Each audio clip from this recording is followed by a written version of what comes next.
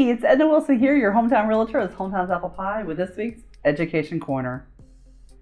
Today we're going to talk about closing costs. You know, I hear so much about what exactly are closing costs. Well, there's actually prepaids and closing costs, and I have other videos that talk a little bit about the buckets of buying a house.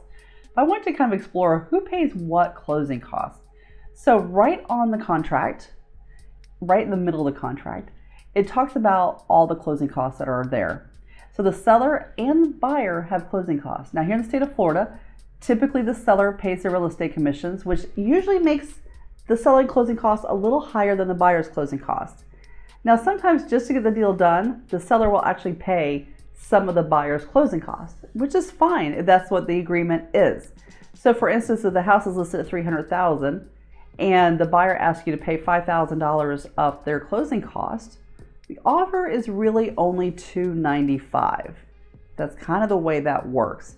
If you need more explanation on that, give me a call, but that's basically the way that works. Now that said, we want to make sure that everybody is aware of their closing costs. So if you don't know, either as a buyer or a seller, what your closing costs are, you have to ask your real estate agent right away. What exactly are my closing costs? If you're a buyer, you're going to want to ask your lender because lenders have fees that are part of that closing cost. If you're a seller, you should have gotten a net sheet right at the beginning that says this is your cost, right? This is your cost to sell. This is your cost to for your title insurance. This is your cost for your doc stamp fees. All that stuff that comes in should actually be disclosed to you right up at the front.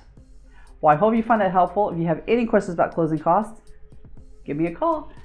All right, talk to you next week. Have a great day.